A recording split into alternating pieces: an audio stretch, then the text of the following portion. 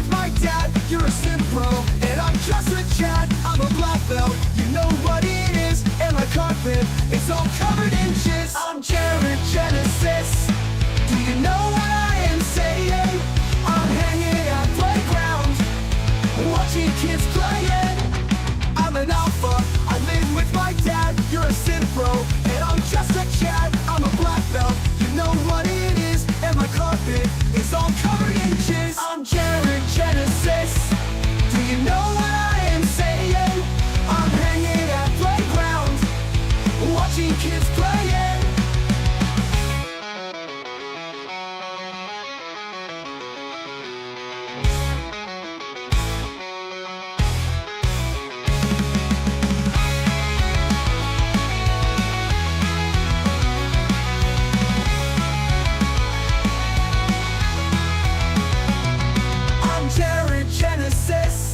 Do you know what I am saying?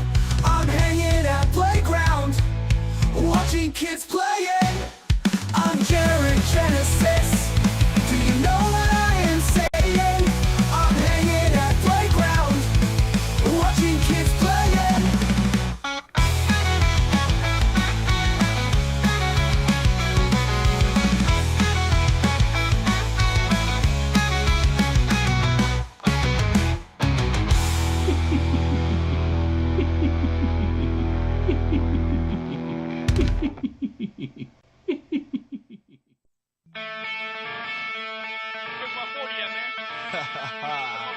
Duval County, 904 in this bitch, huh? Put your hands up. Yeah, you feel that bass? Turn it up. It's that dirty South punk rock. Dirty South. Dirty South, yeah. Throw it up. Where you from, nigga? Where you from? Duval. You could get caught in the club. Roll with your hood, throw it up in the club. Hey. Or you could get stomped in the club for a dub that I start. Shawty, we don't give a fuck, yeah. But you don't want no problem. You don't want no problem. You don't want no problems with me. Oh, we baby 50 deep. Hold on back, hold on back. Man, fuck that nigga. Hold on back, hold on back. Man, fuck that nigga. Hold on back, hold on back. Fuck that, fuck that. DJ Dirty Ski. When I reach for the herb, nigga, what's the word? Bitch, what's the word? Nigga better recognize real G's down the ride. Dirty South, I'm a record till I die. And I ain't even gotta tell her what my name is. I just walk right in like I'm famous. Get out the way, bitch. I'm heading straight to the VIP, where I'ma drink everything for free. Damn right. You can get caught in the club. Roll with your hood, throw it up in the club. Hey. Or you can get stomped in the club for a dub that I start. Shawty, we don't give a fuck, yeah. But you don't want no problem. You don't want no problem. You don't want no problems with me. Oh, we baby 50 deep. When I say whole wheat, y'all say bread. Whole wheat, bread. Whole wheat, bread. When I say whole wheat, y'all say bread. Whole wheat, bread. Whole wheat.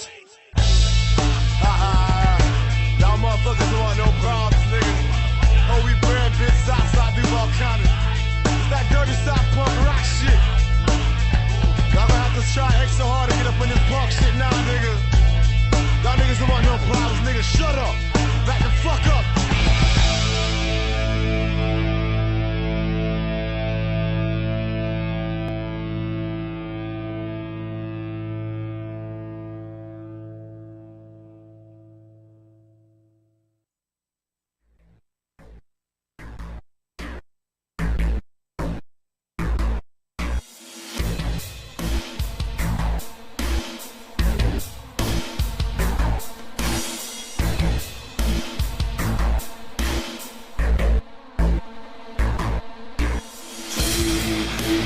Underground has the best video clips in town. TV Underground has the best video clips around. TV Underground has the best video clips in town.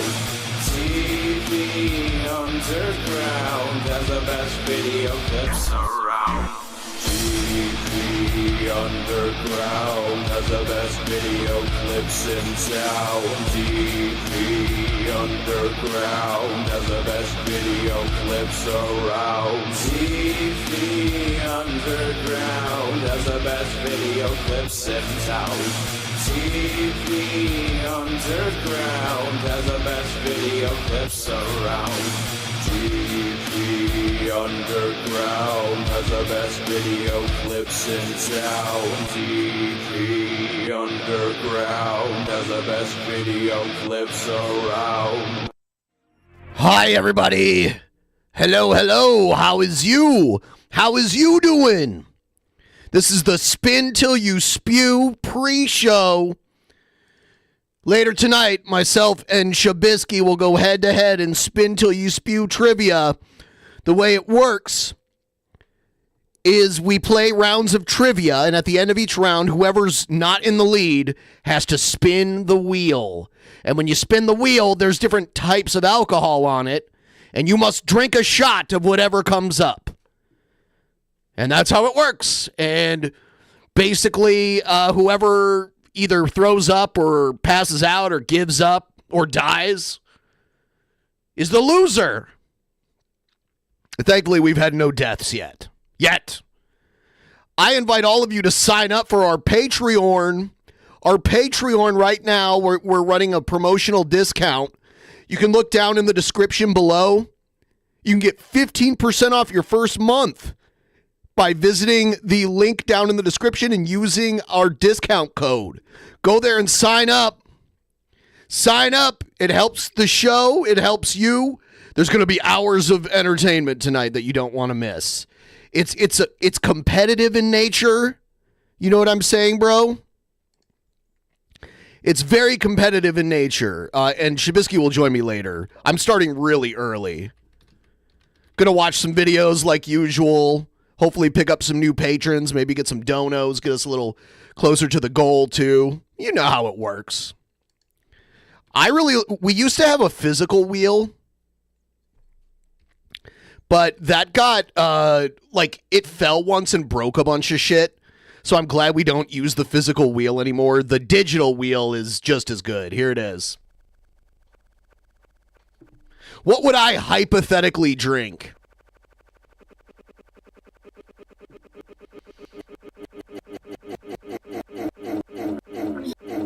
Vodka. And I've got some of this. I'm obviously not going to drink it now. I got to stay fresh. I have to keep my liver in pristine condition. We play a game called It's Quiz Time, and there are different rounds and different categories, and they kind of choose it based on our age.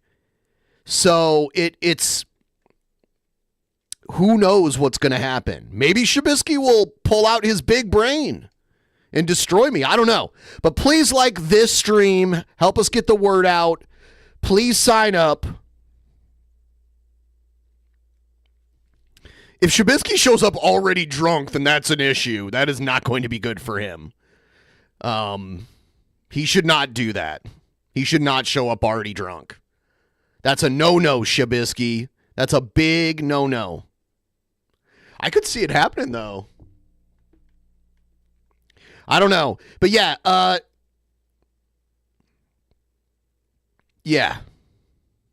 It was an accident. Please sign up for the Patreon. It's so important to keep the show running. It's only $5 to catch this show, and we're going to do another show before the end of the month. And it won't charge you again until this day next month, and you can cancel it at any time. So it's not a long-term commitment. I am not going to take a shot right now. I am not taking a shot for a while. Not until the wheel spins and makes me. I am not doing a shot right now. Everyone like the stream, and I'll watch some videos and stuff, but please give the stream a big fat like.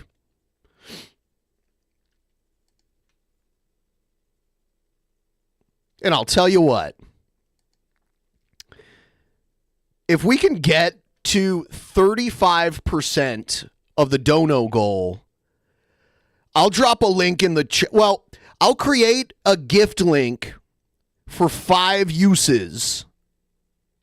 The private show does not start until 6 p.m. Pacific time. So a little under 2 hours from now. So we've got time. But I can, if someone wants to help me gift a bunch of subs or something, we can do that. We can work on that. Tell me what you, the people, want to do. Send me some Streamlabs and tell me, like, hey, what would be a good motivator to help us get to like 35% of the goal right now? Because I could use it. I got another show tomorrow, and I got to try to meet the goal tomorrow. So I want to go into that show, looking good. You let me know. So Shabisky will show up in a few here. But if you want a discount, and if you got $5 to spare and you want 15% off, use the link down in the description and use the code. There's a coupon code that you use at checkout, and it'll knock 15% off of that. There it is right there. It just popped up in the chat. Nightbot is sharing it right now too.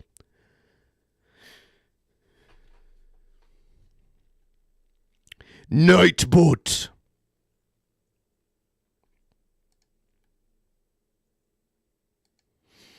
All right. Oh, shit. I did not mean to do that. All right. Here we go. Let's check this out here. Let's check in with Cobra, see how he's doing, right? Let's check it out.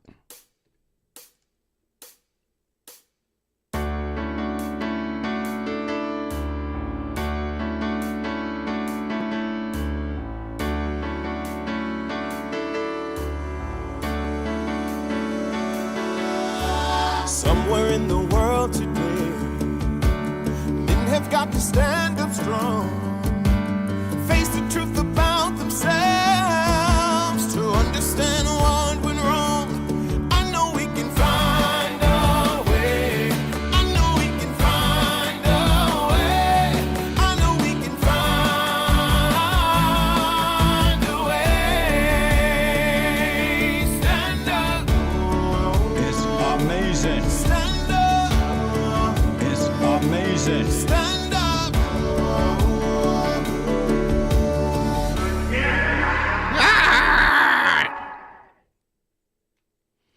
All right, let's see what's going on in the world of Cobra. Food hack. Food hack.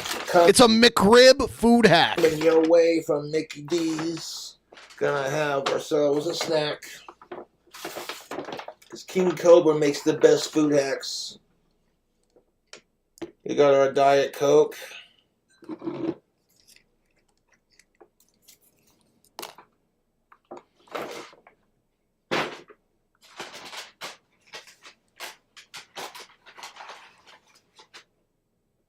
We got our French fries.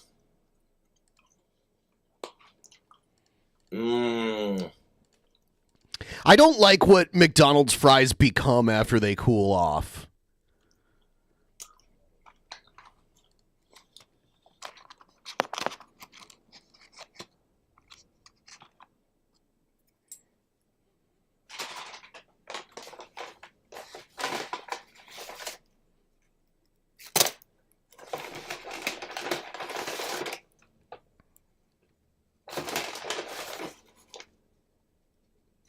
The McRib is back, baby.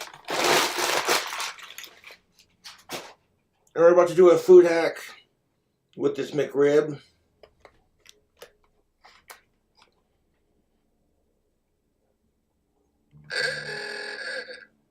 It's got everything on it. Oh, and it's fresh, too. Hell A yeah. couple of onions and pickles. McRib. That McRib. smells pretty good, man. But we're about to food hack this McRib, YouTube. We're going to make a MAGA McRib. A MAGA McRib. How are we going to do that? Take a regular old McRib, everything on it. We're going to add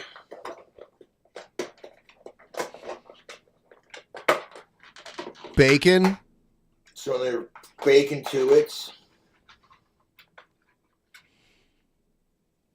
lots of bacon. Because I love bacon. And we're going to just stack all this bacon on there.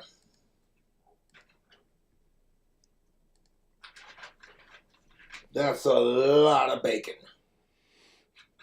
I got like, what was it, 4 or 3 pieces of bacon? Like 12 pieces of bacon.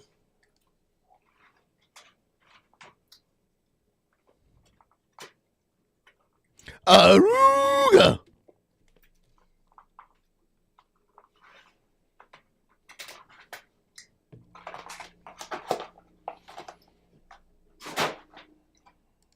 That's a lot of bacon. If I can't stack all that bacon on top, I might have to eat some of that to make room for our next ingredient.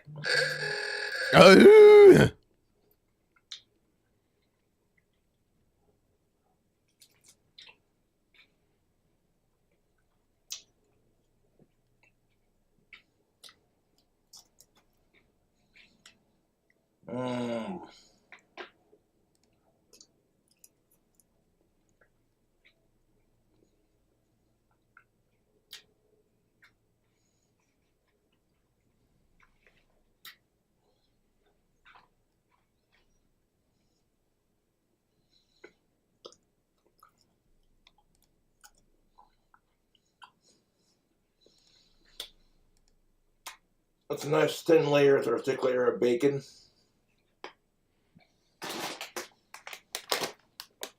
Lay's classic potato chips.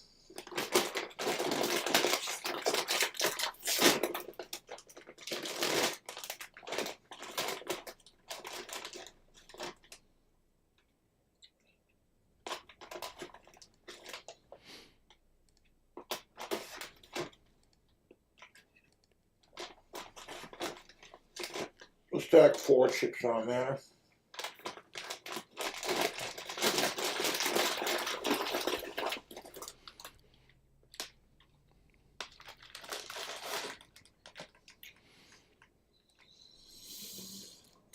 Bacon and potato chips.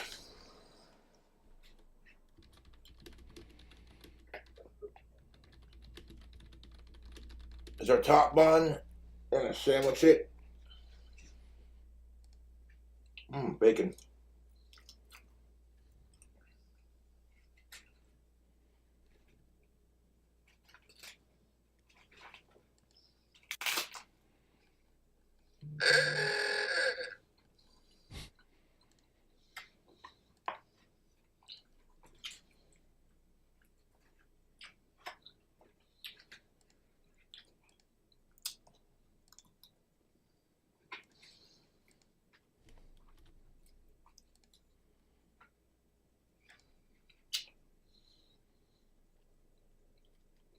The Make America Great Again McRib. Food hack from King Cobra JFS. The Mega McRib. Bacon and potato chips. I'm finished eating the bacon in my mouth real quick.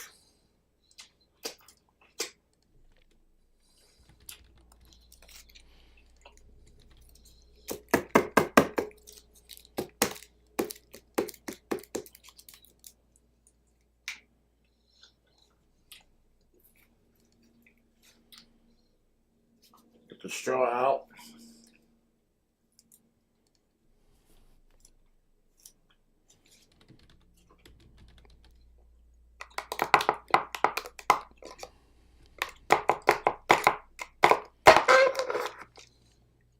Grab a Diet Coke.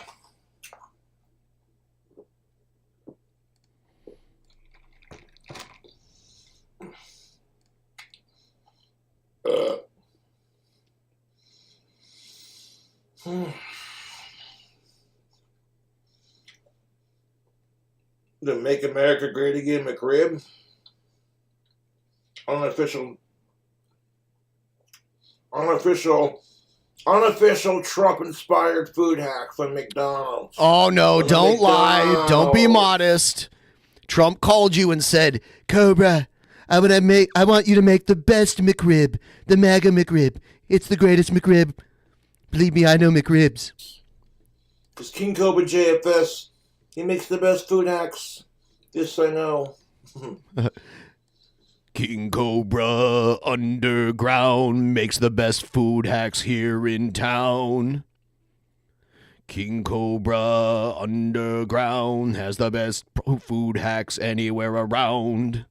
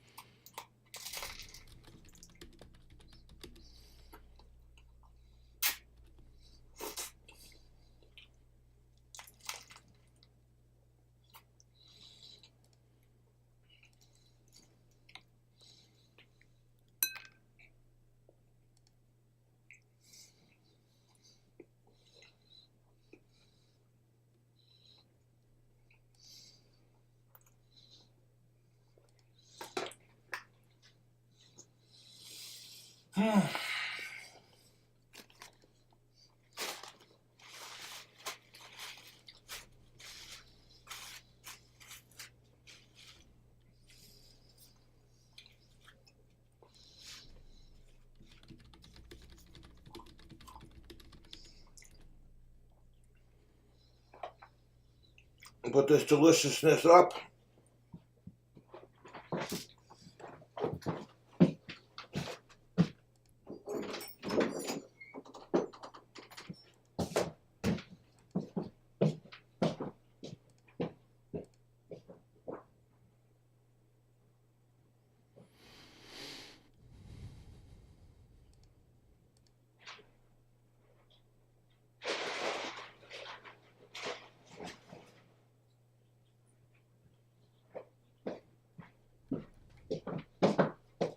I got regular potato chips because I got a fresh bag of Lay's potato chips because they're Trump's favorite. Really?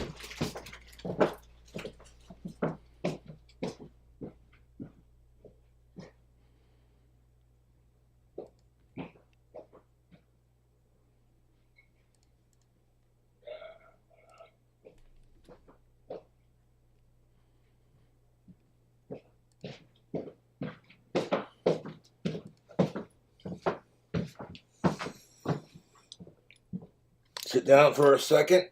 Got some more of these French fries before I put them up.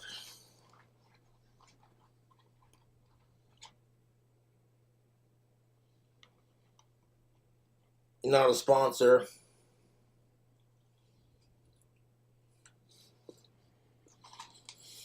Mm-hmm.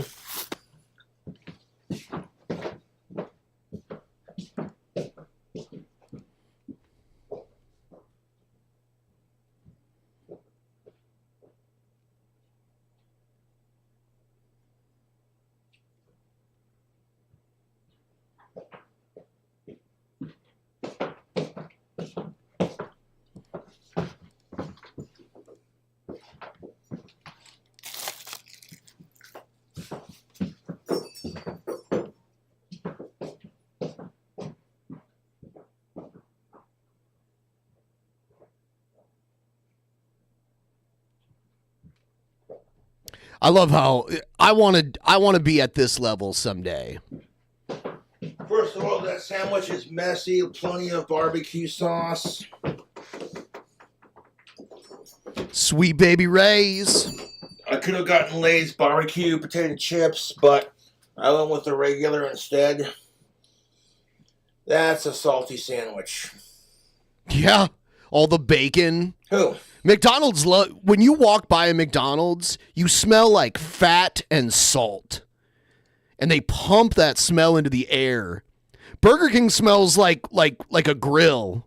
You know, like flames, and they pump smoke out of their ceiling. But fucking McDonald's just smells like fat and salt.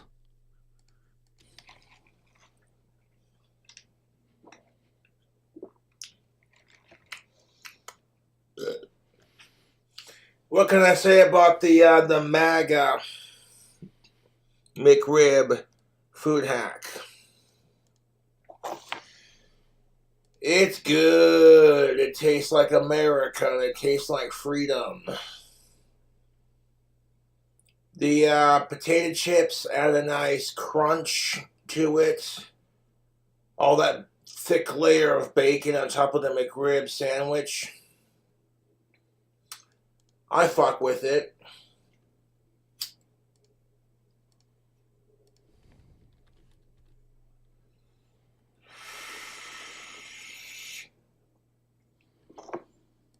Although I ate most of the bacon before putting it on top, but it is what it is.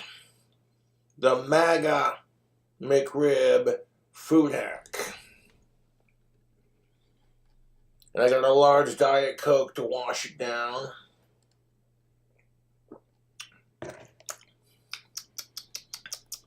I fuck with Diet Coke on occasion, although it's so bad for your health. I'm gonna have a shot of this cookie dough whiskey real quick.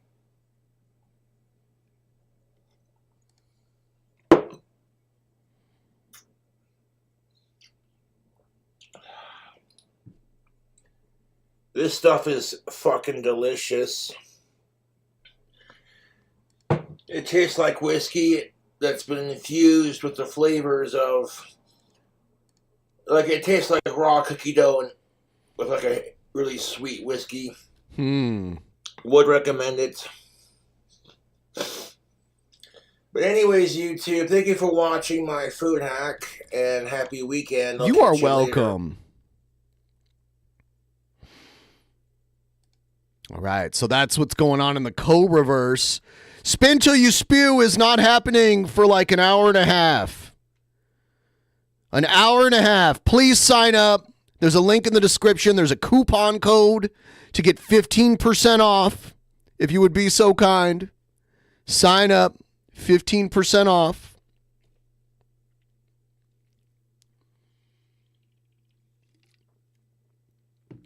Please sign up now. Do it now.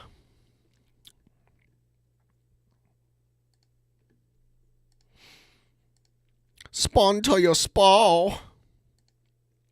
I'm getting pumped up. I just ate a ton of food earlier.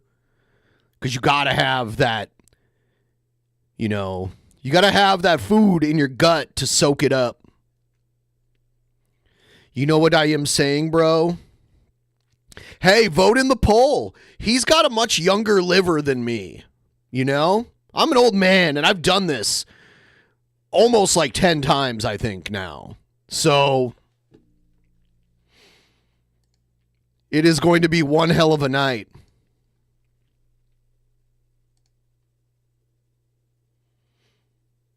One hell of a night indeed. Let's check out some news and shit. How about that? He called me sir, and it got me so fuming angry. People are discriminating against wolves. Wow. They're laughing at us, at our stupidity.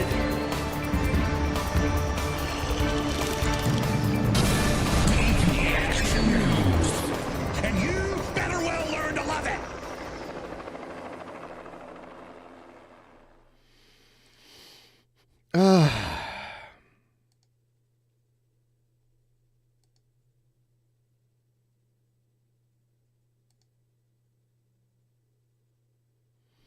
Oh yeah, I downloaded some shit earlier.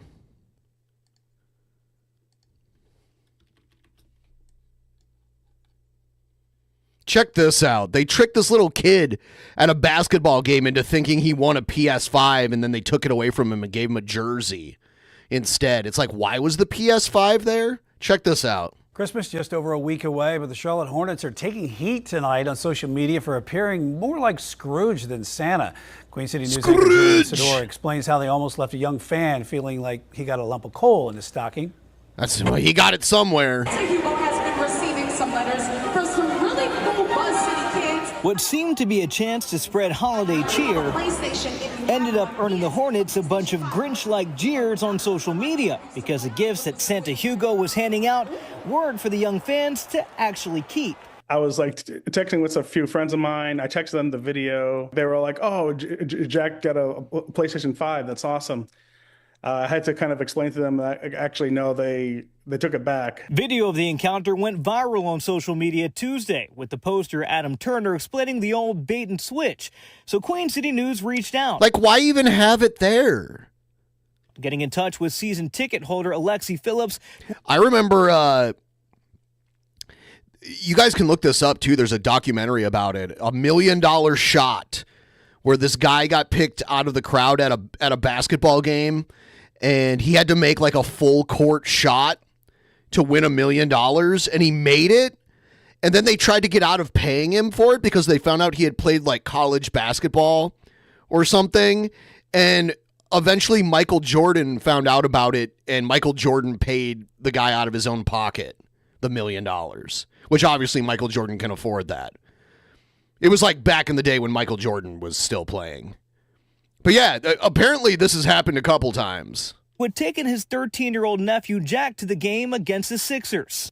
You know, someone from their fan team kind of reached out to us, said, hey, do you guys want to be on the court with Hugo? And we said, sure. As Philip explains, they weren't given any other information until right before they went out onto the court. Someone from the Hornets whispered to him and another parent. They just said they're not going to keep what they get. However, they'll get a jersey afterwards. Phillips says he still didn't quite understand what was going on, and no one had explained to Jack that he wouldn't get to keep his gift. Then once the cameras cut off, that's when the confusion really set in. And it's funny, at this point, everybody thinks that Jack is getting the PS5, including like the other all the dancers, all the cheerleaders, everybody basically starts congratulating him. At that point, we're told the guy who originally had asked Phillips if they had wanted to go on the court found them and came to swap a jersey for the PlayStation 5. It got pretty awkward because eventually he had to make it clear that he wasn't joking. The good news is, just like the Grinch who stole Christmas, this story has a happy ending.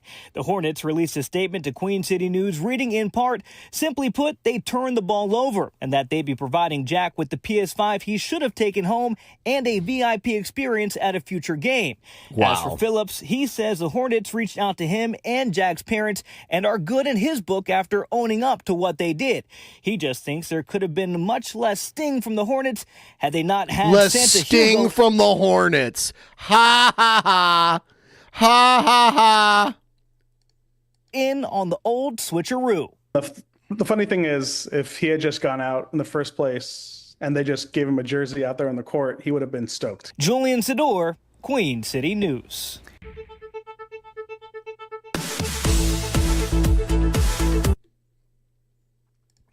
All right.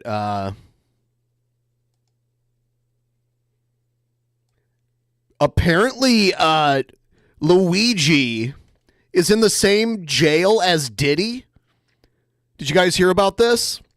Luigi Mangione spent his first full day in a federal facility known as Hell on Earth. The 26-year-old accused assassin is being held in isolation here at the Metropolitan Detention Center in Brooklyn, known for appalling conditions and rampant inmate violence. Look, chilling surveillance video shows an inmate stabbed 44 times last April.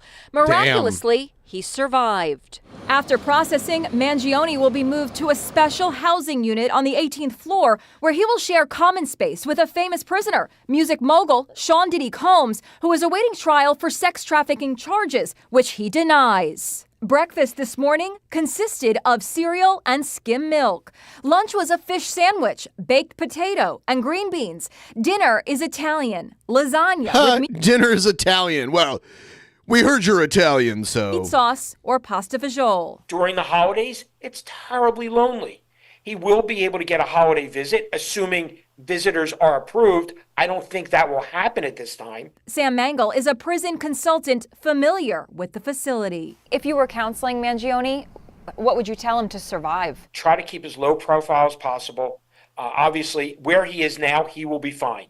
if he is sentenced to time, he will be extorted because of his family. He absolutely will be taken advantage of, whether it's physically, financially, emotionally. Today, questions are being raised about the massive display of force used when Mangione was brought to New York City. Even Mayor Eric Adams was there to look him in the eye. I want to send a very clear and loud message that this act of terrorism would not be tolerated in the city. But on social media, there's lots of negative reaction, some comparing it with this scene from the Superman movie, Man of Steel. They're escorting Luigi like he's Superman, goes one crack. They are making him look cool in every shot. Now he'll be seen as a superhero, says another. A new and disturbing poll shows 41% of voters under 30 say the assassination of the United Healthcare CEO, a father of two, was acceptable. Another poll taken at Princeton University says 25% of students believe the murder was completely justified.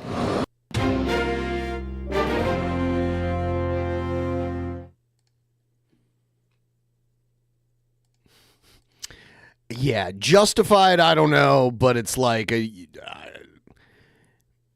I don't know. I have a problem saying murder is justified, but it's definitely... It's a weird circumstance, that's what I'll say. Looks like Justin Trudeau over in Canada is in trouble right now. His political career is being threatened. Canadian Prime Minister Justin Trudeau looks set to lose power early next year. People are right to be angry. A key ally says he plans to move to bring down the minority Liberal government and trigger an election. New Democratic Party leader Jagmeet Singh has been helping keep Trudeau in office. On Friday, he said he would present a formal motion of no confidence at the end of January. So will the Prime Minister acknowledge he has failed? He has to quit. If all of the opposition parties... He's been in this position for so long. It's crazy how there's no term limits in Canada. ...back it, Trudeau will be out of office after more than 9 years, and an election would take place. Trudeau's government was plunged into crisis after Chrystia Freeland, the previous finance minister, resigned in the midst of a policy clash over spending. About 20 Liberal legislators are openly calling for him to step down. The crisis is unfolding at a critical time. U.S. President-elect Donald Trump is due to take office on January 20th and is promising to impose a 25% tariff on all imports, which would badly hurt Canada's economy. It will hurt our economy too.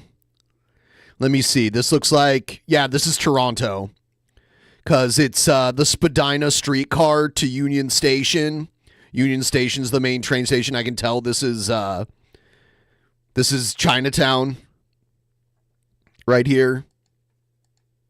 Trudeau's Liberal Party has already been suffering the TTC from voter fatigue and anger over high prices and a housing crisis.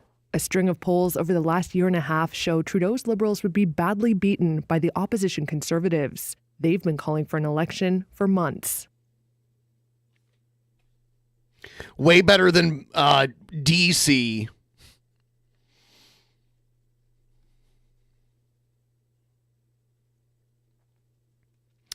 By the way, another quick reminder, I'm going to keep hammering this one home. Tonight, Spin Till You Spew, me versus Shabisky. Will Shabisky lose the rest of his brain cells tonight because of all the booze? Everyone should sign up. If you've never seen a private show before, especially not Spin Till You Spew, tonight is the night to sign up. I implore you to sign up right there. It's linked in the description. I also provided a coupon code. You can get 15% off. It would really help out if you would be so kind. That would be amazing. You know what I am saying, bro?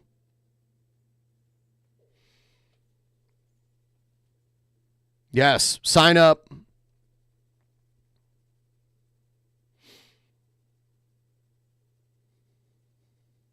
Yes, it's going to be a private show. It's a private show tonight, starting at 6 p.m. Pacific.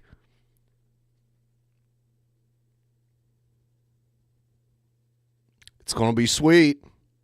You don't want to miss it. I got all my booze. I got my booze and I got my shot glass ready to go. I'm ready. Let's do another practice spin here.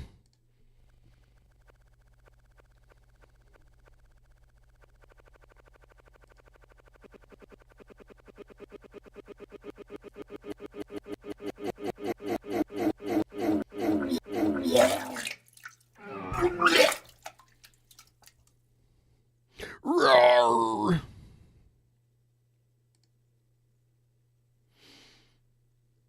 I'm ready. I'm ready for it. Is Shabisky drunk already? He should not be drunk already. He should be coming into this not drunk at all. So hopefully not. Ooh, he's here. The man of the hour is here. So Shabisky, I'm going to start the call now. You don't have to join yet, but you can at any time. You can hop in whenever you're ready.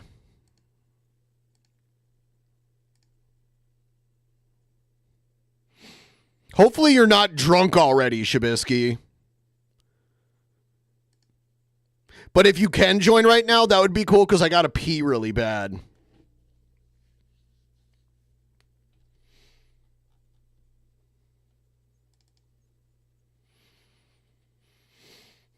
Check this out. This is kind of a feel-good kind of story here. In today's Handoff to the Five, a woman finds a long-lost home video and sets off to solve a Christmas mystery 35 years in the making.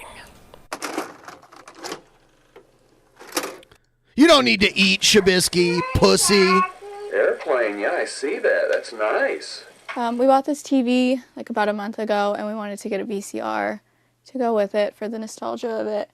And I was at Goodwill, and I finally found one after weeks of searching. And when I got home and set everything up, I put it in, and I was like, oh my God, what did I find?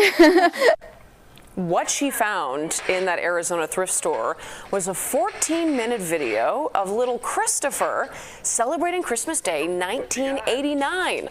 From opening presents to visiting family, and you see here playing in some snow. It's a video that Destiny Johnson has watched dozens of times.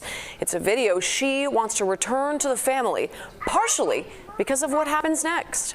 This is kind of adorable. I realized that Mom is very pregnant, and they're asking him about like if he's excited to have a little brother. Where's the baby, Christopher? And then it cuts again, and Mom has had the baby just like not even a full month after Christmas, and it's him meeting the baby. Well, look at him holding that little baby. If they see it and they want it. Johnson is hoping that someone may recognize this family or a voice or a background. So she bought a VCR from a thrift store and found this tape in it, and it's like a family Christmas video. Or anything, and hopefully reach out, and they can connect the video's owner to who it belongs to if possible. Isn't that something? Wouldn't that be amazing if we actually can do that? So I don't know, ask some Christophers in your life who have any connections to Arizona or a snowy Christmas in 1989. I hope she finds them. I hope so too. Yeah, we'll see you later. Thanks, Jim.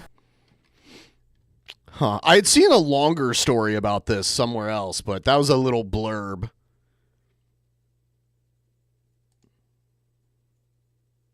On a pile of plastic bags in your pantry could have new life. Dane is joining us with more on what you can do with all of them. An important thing to do is make it nice and flat. And then we fold it a couple of times. Erica Dix and Dawn Panacchia give us a quick tutorial on how to take plastic grocery bags, a lot of plastic grocery bags, and turn them into something that will help the unhoused. What's the size on this again? So to learn how to crochet took a little bit, but the process is not difficult, and it's easy for anyone to do. Tomorrow, about 100 volunteers, including classes of school children, will gather in this room at St. Thomas of Villanova Parish in Palatine to celebrate 10 years of turning these bags into sleeping mats for the homeless. The group TLC stands for the Linked Cots, and over the last decade, they've churned out 500 sleeping mats for a homeless organization in Palatine and one that serves people sleeping on Lower Wacker Drive in the city. So that we can, it tells them not really easy. In the winter, it's great to just have a layer to get you off the cold concrete. You know, so you're not, if you can imagine how cold you would become, you know, trying to sleep overnight. truly is a labor of love. It takes 700 bags to make just one of these mats and 30 hours of work. Once it gets kind of compressed into the ball, it becomes more like a strand of yarn. Why do they do it? Yeah, there's so many layers to this. You know, we're serving the homeless, we're helping them, we're showing them love. We're coming together in community rather than being by ourselves and isolated. We're doing something selfless for someone else. We're recycling plastic grocery bags, which is so huge. The group is welcoming anyone who wants to help tomorrow at the St. Thomas of Villanova Church. Just remember to bring some plastic bags. In Palatine, Dane Placco, Fox 32 Chicago. That's another feel-good. I keep downloading the feel-good kind of stories. Check out this one. It says, twerking porch pirates return stolen item after Ring camera videos posted online. Welcome back. Gloucester Township Police say you can't make this stuff up. A porch pirate in a very distinctive hoodie returns to a home, after seeing himself on Ring video posted online. All right, our Ryan Hughes went to Sicklerville to talk to neighbors about... A pair of package thieves caught on home security video. Police say it shows one quickly swiping an Amazon package from a home's front steps as the other twerks and does a little dance for the camera before running away. It seemed very, very brazen and like they wanted to be seen and wanted to be put out there for doing that. Gloucester Township Police say the package containing 4 glasses and baby items was stolen on December 9th inside the Independence Square Townhomes neighborhood in Sicklerville. They say the victim just moved here last month from out of state and posted video of the heist on the Ring Neighbors app to warn people in the neighborhood to be on the lookout. Not cool, bro. Come on, not cool. But 2 days later, police tell us the dancing thief returned to the victim's home, apparently upset his moves were posted online. Here, I'm going to give this back, by the way. And to add insult to injury, one of the thieves returned a third time, placing one of the broken glasses back on the victim's front steps. Police believe they're likely teenagers. I'm not sure what he was looking to gain out of that, but we did get more video out of it. I just think it's really sad, especially being around Christmas. Rob Ruggiero lives across... That's when they all strike, is around this time of year. They all come around this time of year. So around Christmas is when all the packages are coming. By the way, please like the stream. I'd appreciate it. Like the stream. Dude, here in the Seattle area, teenagers are like robbing gas stations with guns and shit. It's not just pranks. It's craziness. It's like actual like armed robbery and shit. Street and tells CBS News Philadelphia a package with a gift for his girlfriend's mom was recently stolen from his home. It's unclear if the thefts are connected. Police tell us they have increased patrols this holiday season to crack down on porch pirates, and they continue to deploy bait packages with a GPS tracker inside to help. He might win. Let's see. Catch thieves. He's got youth on his side. I don't think anyone deserves to have anything stolen from them, and especially around Christmas is just really unbelievable. Several neighbors tell me they're now looking to add security cameras to their homes to help deter thieves.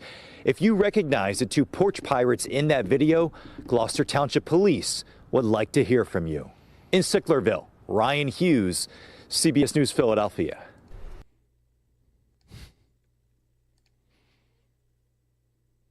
All right. By the way, tonight, Spin Till You Spew, Ben versus Shabisky, head-to-head, toe-to-toe. It's going to be insane. You should sign up. Link in the description. There's also a coupon code you can use to get 15% off. You should do it. It helps the show, and you're going to get a crazy-ass spectacle that you will appreciate for the rest of your lives. Please do it. Please sign up. Thank you so much. Christmas just over a week away, but the Charlotte Hornets are taking... Oh, I already saw this one. Here's another porch pirate story. Porch pirates strike again, this time in South Miami, stealing a holiday package right off of the front doorstep of a home within hours of it being delivered. First on 6, NBC6's Chris Hush spoke to the homeowner who captured the theft on Ring doorbell camera. He's live in South Miami with more. Chris, he didn't even realize that his package was stolen until a neighbor alerted him. That's right. As you're about to see here, it was a neighbor who knocked on his door to tell him that they found his empty package blocks away from his home. Even with doorbell cameras, these criminals simply aren't deterred. One of my neighbors from down the street knocks on my door, has this box in her hand, and she goes, "Hey, I want to let you know that I found this about a block and a half away." The box torn open and empty just 3 hours after it was delivered. Robert Gutierrez now missing a gift meant for his daughter after porch pirates swiped the package from his South Miami home's front doorstep early Friday morning, as seen on his doorbell camera. They don't even care, and that's one thing I've noticed, because she had the whole way to look up towards our door, running up to the door to see our Ring camera right here, and didn't care. And didn't make an effort to cover her face. And that's why we contacted you guys. South Miami police are now chasing leads, noting that the criminals seen in this surveillance video may include a man and a woman driving around in a black Ford Mustang. Police say there's a good chance they have targeted others in surrounding municipalities. She got pink things in her hair. During the holidays, it happens more. These are criminals. They're not the brightest people in the world, and they don't care if there's cameras. They're going to blatantly do it. During the holidays, these crimes skyrocket. And pink alert. Yeah, that's what I was saying. The holidays is the time this happens. I like how the guy was like, how could he do this during Christmas? It's like, that's the season for this shit. And now with like people ordering more stuff online, your gifts are left outside of your front door rather than like you buying them at the store and you bringing them home. In fact, last year, porch pirates stole $12 billion worth of packages. It's why stealing a package worth more than $40 could now get you a felony in Florida. Damn. Still, the frustration for consumers remains. She trying to look cute while she's stealing shit. And listen, it may not be as convenient, but police say if you do want to protect yourself when it comes to these packages, have it delivered to a friend's house or a neighbor's house, or at least have them hold that package if you know what time it is going to be delivered. Of course, there are also those secure lockers that you can have them delivered to. Meanwhile, if you have any information about this crime here in South Miami, you can call Miami-Dade Crime Stoppers. For now, I'm Chris Hush live in South Miami, NBC 6 News. Yeah. Damn. Yeah, when I'm expecting a package, I'm watching it like a hawk. Like Amazon will tell you how close your delivery driver is. It'll be like, "Oh, they're 2 stops away."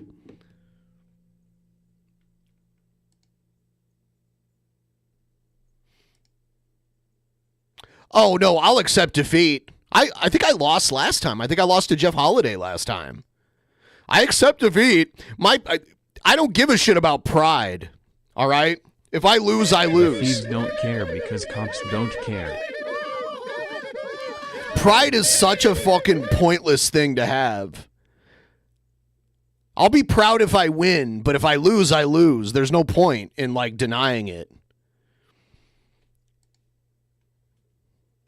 It is ticking toward a possible government shutdown after a bipartisan deal to keep it open fell apart yesterday. The shutdown will take effect tomorrow night at midnight if no deal can be made. Now lawmakers are trying to figure out a new way forward. Natalie Brand has the latest.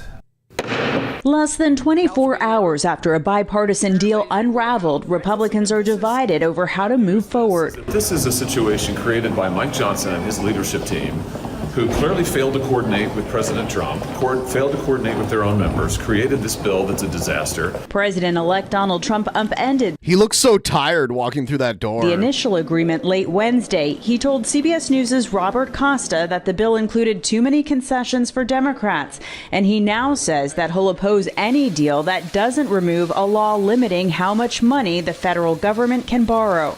House Democrats say this is a problem of the Republicans' own making.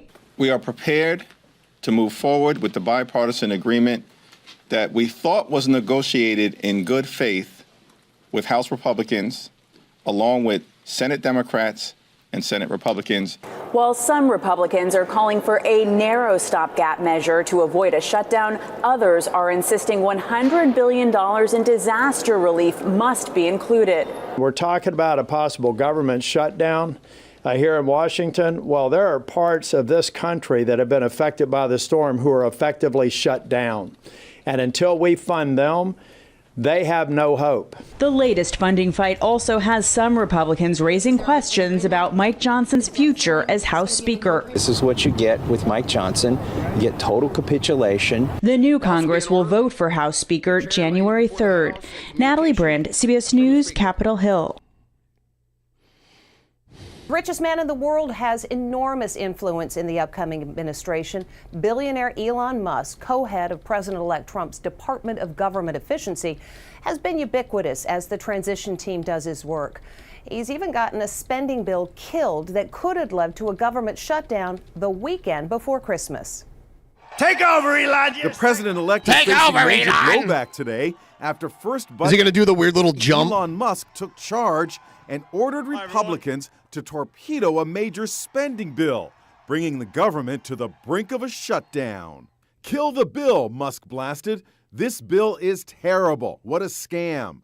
Elon Musk, the world's richest man, just tweeted, "This bill should not pass." Well, you shall not pass this bill. Communicating with Elon last night. Speaker of the House Mike Johnson was forced to shelve the bill.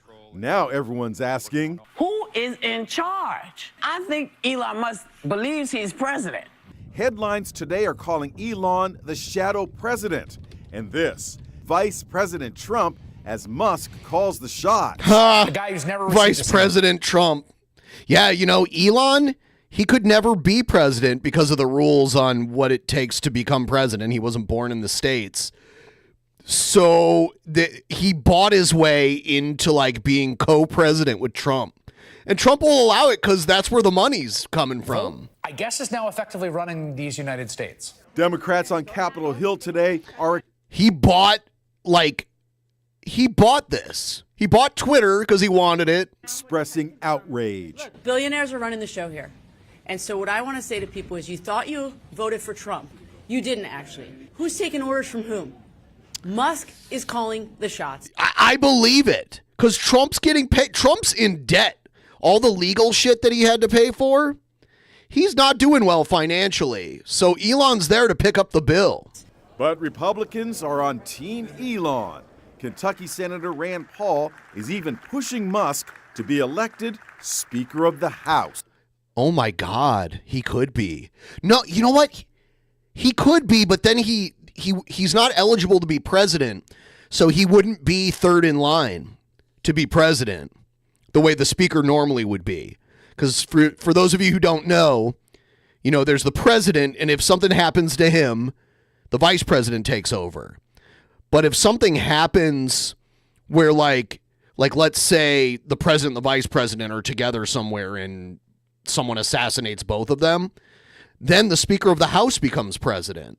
But you have to actually be eligible to be president to be in that line of succession, so it would skip Elon if he was Speaker of the House. There's no way Elon could be president even if he was Speaker of the House. Yeah, it would go next in line, yeah. The Speaker of the House need not be a member of Congress, he posted. That is true, and I didn't know this until like last year. Nothing would disrupt the swamp more than electing Elon Musk. She was a feared and elite. Look at this. Some like Brazilian assassin. And I don't do the I can fix her shit, okay? Please don't do the I can fix her thing. Yeah, she can be hot and still be like gross. Hit woman in Colombia. Colombia. I thought it was Brazil, but it's Colombia. She'd been given the nickname the Doll. But now she's behind bars for an alleged hit against her ex-boyfriend. Lots of twists and turns in this case. No, you can't. I'm unfixable. So let's start with the basics. This is 22-year-old. Look at her. Yeah, she's attractive. Like, I was watching this. I'm like, man, she's attractive, you know. Karen Ojeda Rodriguez. She's allegedly part of a Colombian gang called Los de la M. The group is known for being dominant in their specific region of Colombia, fighting with other gangs for control of all the criminal activity, specifically drug trafficking. In this region, there have been more than 120 murders in 2024. And yeah, Colombia is such a fucked up country. Fucking terrible. and several have been pretty high profile. So here's where Rodriguez specifically comes in. She's apparently been part of this gang since she was about 18 years old. She worked her way up, if that's what you want to call it, to becoming a criminal hit woman, the one who made the calls for those under her to carry out the hits. In this particular instance, Rodriguez is accused of coordinating a hit on her ex-boyfriend. According to local On her ex-boyfriend. There you go. News outlets, her ex-partner was a man named Davy Jesus, known in the gang world as Orejas, or ears. So Rodriguez apparently orchestrated the hit against him as two other men drove by on motorcycles shooting at him. This was allegedly a part of a money dispute between Ears and the doll.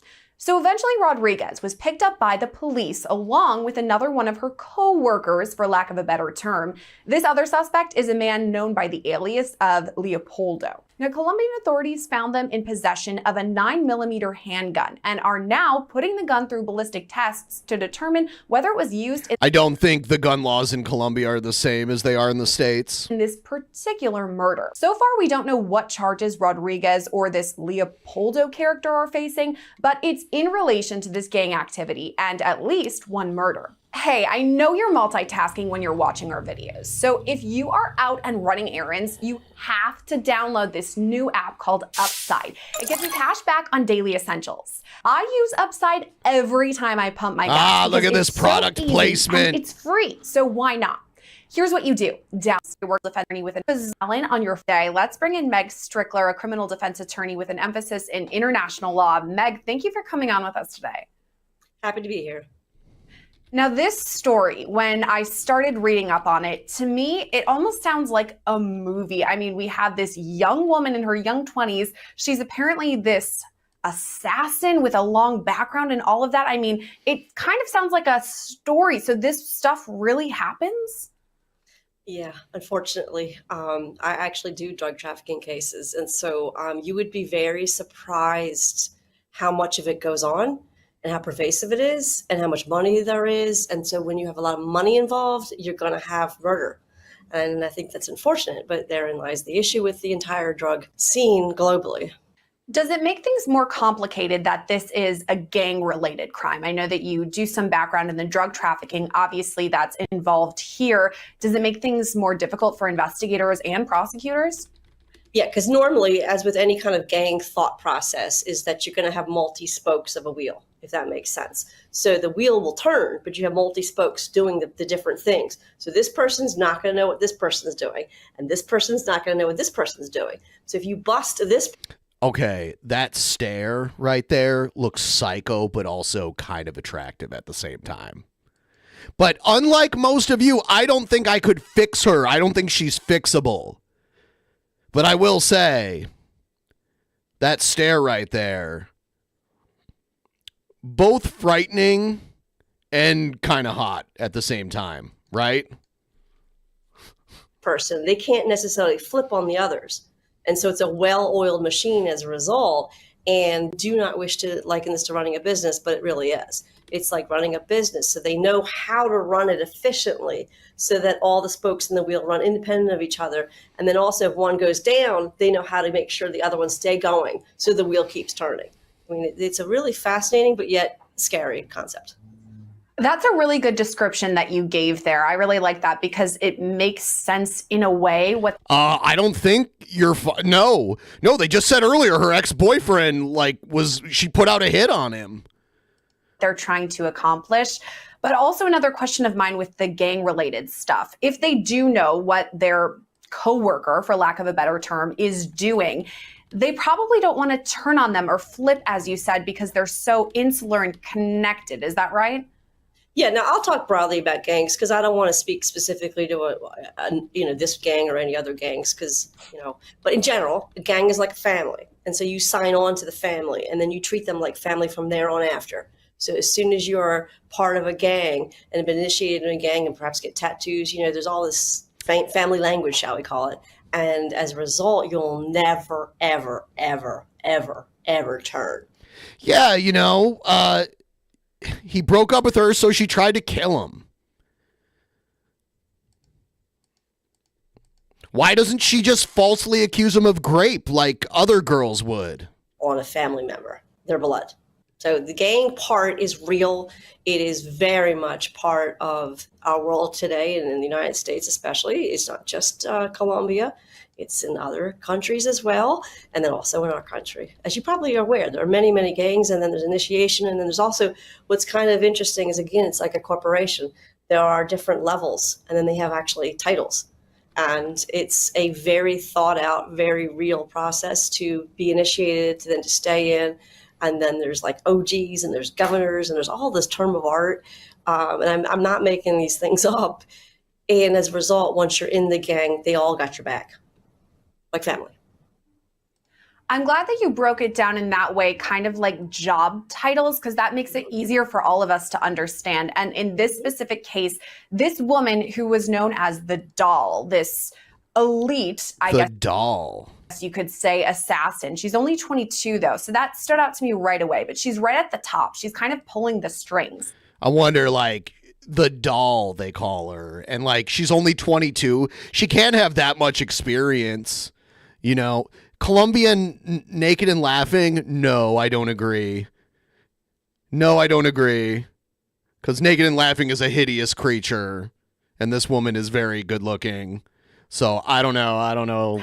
How would it be that she could have worked her way up so quickly and she's so young? Huh. That one I questioned. I'll be honest with you. I questioned that because if you're only on the earth 22 years, how much could you have accomplished? And so I do think she's worked herself up, but I could virtually guarantee there are other people above her. And so she may be high up, but we're talking about organizations that this big, she may be here. So there's no way she's at the top because she's only 22. There's just no way. There's no way. But yeah, she worked herself up because sadly you can start at these gangs at 12 or 13. I would hope this isn't the case, but if she starts off doing the things that is alleged, and it's been a decade now, she's probably honed her skill. And I really shudder to say that, but it sounds like that's what the case is.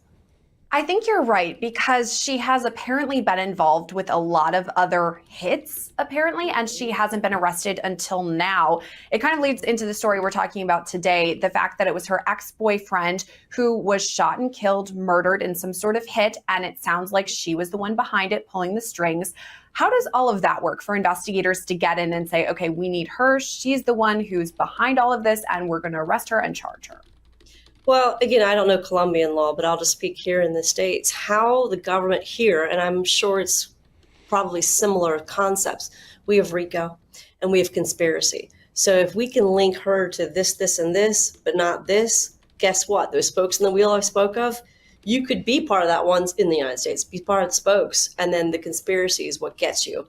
And that's one of the reasons why they created that statute, was to try to wrap themselves around the concept of how do I get them when they weren't necessarily related to that, but we know it's all related. That's why RICO Mafia, that's why you think of RICO. And then you immediately think, oh, it kind of happened back in the early 70s with the Mafia. And that's true. And we still use it today. And sometimes it's obviously abused because I live in Atlanta. RICO is meant to get these kinds of storylines and to be able to get where she was involved and then show the overarching term of art here in the United States is relevant conduct to then inculpate her for everything. So because of RICO, if they have something similar down in Colombia, could this then open the investigation into other connected crimes as far as their criminal activity within the gang? Maybe not her per se, but someone she knows of. I mean, could this be just the tip of the iceberg? It probably will be. Nothing ever happens in a vacuum. And so my guess is they can certainly work to just get her on this one issue. And that might be their mindset. Or as they start investigating and get people's phones and start doing wiretaps or whatever, surveillance, tracking their cars, whatever they're doing, it may blow up into other things and may even lead into investigative threads they didn't even know about yet, and might end up in subsequent prosecutions that we wouldn't be able to wrap our brains around today. But 2 years from now, the threads came from today and her phone, perhaps. I'm glad you brought up the investigation side of things, because that's what almost sounds like a movie, because you're talking about mafia, the wiretap, things like that. And honestly, in a lot of our stories here on Law and Crime, we talk about phones because we have them with us all the time. We have data, our call log, so much information in our phones, but these people obviously know that the feds are going to be watching them. Do you think that makes things harder? They might have burner phones. They might be more suspicious of these possible wiretaps, things like that. Yeah, I mean, I'll bring up a current case I have. This particular person had 5 phones as part of the investigation, and then they linked him to a where his original country was, a phone there too. And so they were able to kind of tell by kind of collecting up, because they use cell phone data, the towers. And so that if I'm sitting here in my office and I have this phone, I only have one, but if I have this phone, they'll see what I'm making those calls on, and then they'll then extrapolate the other phones and then learn what his new burner phone is. So in normal prosecutions of high level, they're going to have wiretaps of 20, 30 phones. And for the example I just used, this particular client had 5 of them.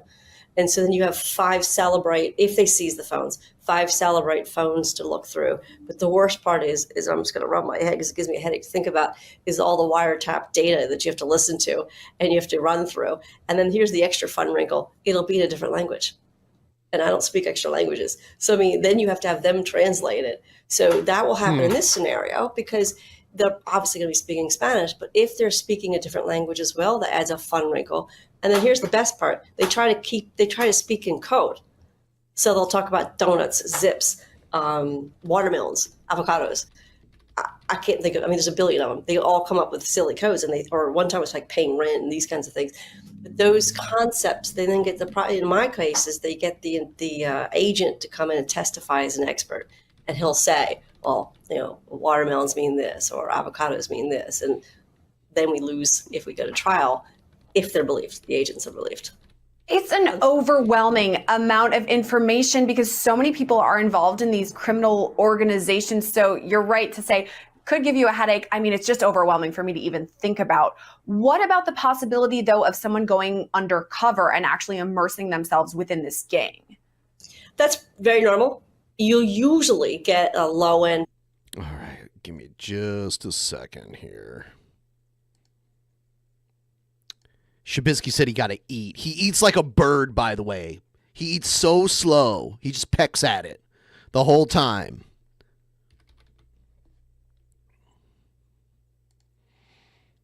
I have to go to the bathroom so bad. I have for like an hour now. So I'm going to do that. I'll be right back.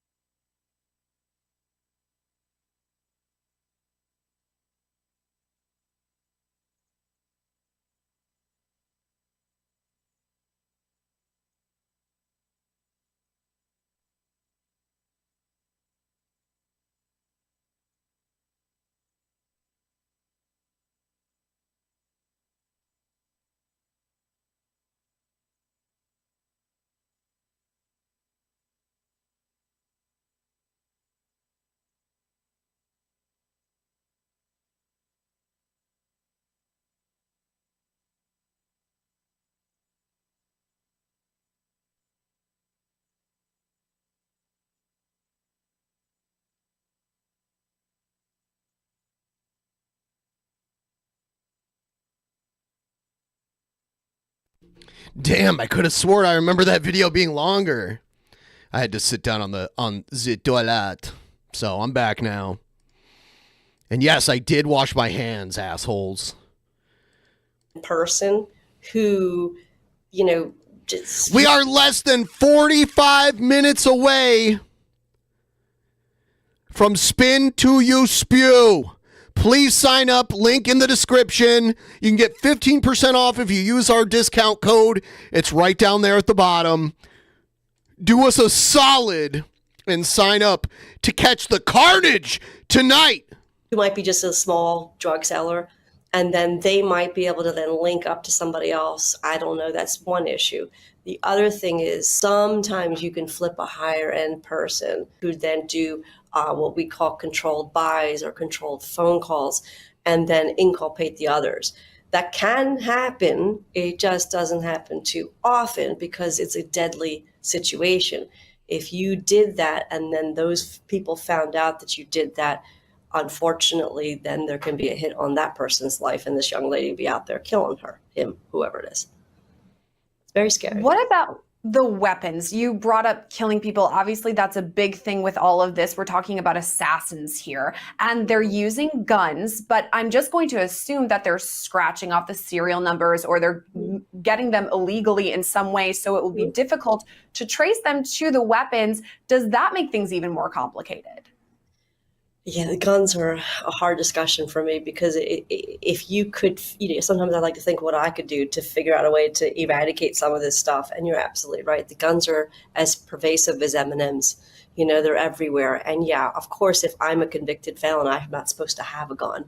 And so, you know, there are a lot of guns that are illegal. So in other words, if you're going to allege that somebody has a gun, they may not have gone and bought it and registered it and then have that be their own gun. It's all illegal, okay? And so then there's a whole business also with gun trafficking. So there's drug trafficking. They keep showing the same videos over and over and over. Human trafficking. And there's money in all of it because, of course, there are needs to use these guns for bad things. And so, of course, then there's people who want to supply the guns and then money, money, money. I mean, it's a very sad situation. So if we're going back to the defendant in this case, the doll, as she's called, right now we don't know the specific charges that she faces. Colombian authorities have not released those. Could you infer Not what fixable. you think she could be charged with? I mean, I do think some sort of RICO, whatever Colombian RICO there might be out there. And I do some cases internationally, obviously. And so there are those concepts in many other countries. We all have cases and laws that are very similar. She also, here's the part where I haven't mentioned yet, is the money, money, money. She could be involved in some sort of money laundering as well. And so that might be something they could hook her on, would be the money laundering or the tax evasion. So there's other ways to get her that I didn't even mention yet that sometimes the government uses. Again, Al Capone comes to mind. That's how they got him. There are other ways. So the obvious are murder, the RICO, the conspiracy to involve her, other relevant conduct of drug trafficking. But then also let's start looking at her finances because she's 22. You know, does she pay taxes? What does her bank accounts look like? Does she have businesses? Do these businesses, you know, money launder? So they're digging every which way. It's just an overwhelming task that the Colombian authorities have ahead of them going down the road of this investigation. Definitely one we're going to want to keep an eye on. Meg, thank you for coming on and breaking it all down for us. Of course, happy to be here. Definitely an interesting case, to say the least, one that will continue to follow. Reporting for Long Crime, I'm Sierra Gillespie. All right. What is this? Let's see. Democrats forget the last election. Winning future ones might be about to get even harder. And it's got nothing to do with the border or inflation or trans rights or Trump, and everything to do with the numbers on this spreadsheet. They reveal how many Americans pack up their things and move from one state to another. It's a lot, more than 7 million people in 2023. Now, my colleague Benjamin Applebaum, he writes about the economy for the New York Times. He went through this whole spreadsheet, scouring 2 decades worth of data, and he found something that should strike fear into every Democrat. Millions of people have moved out of California, New York, Illinois, and other blue states. And they're moving to Texas, Florida, North Carolina, Georgia, and Arizona, red ones. Some are drawn by new manufacturing jobs, others are pulled by finance and tech hubs. But it's mostly teachers, police officers, dentists, people who just want a more affordable quality of life. People also move to blue states, of course, but in smaller numbers. In fact, over the last 20 years, 9 million more people migrated from blue to red than in the other direction. And Democrats, this is bad news for you. Why? Because the size of a state's population determines how many electoral college votes it receives. The next national census takes place in 2030, and assuming the migration flows on this spreadsheet continue until then, look what happens. California loses 4 votes, New York loses 3, Illinois loses 2, and other blue states like Minnesota, Oregon, and Rhode Island all lose a vote. And they go, just like the people, to those red states. In total, this reallocation could cost Democrats 12 electoral college votes, and don't forget, this would be locked in for a decade, until the next census. So if your 2032 candidate wins exactly the same number of states as Kamala Harris just did, they won't get 226 votes, they'll only get 214. Democrats have been dreaming for decades that these population shifts would help turn red states purple. Didn't happen.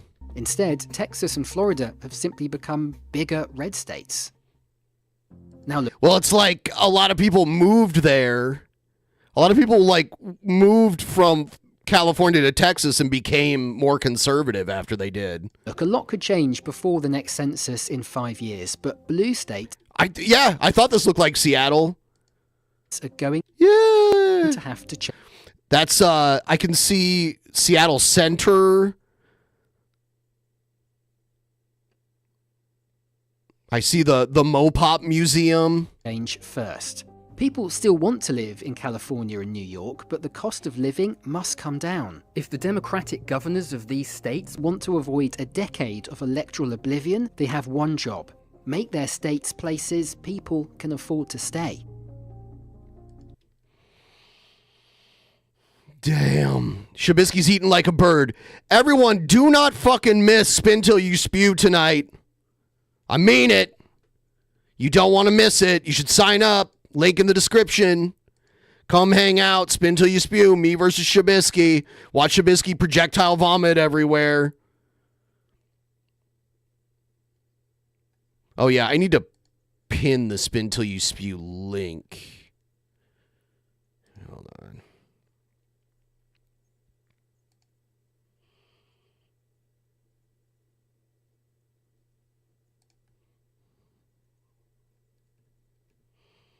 Here we go. Pin post. Okay, so now it's pinned to the top, so you'll see it.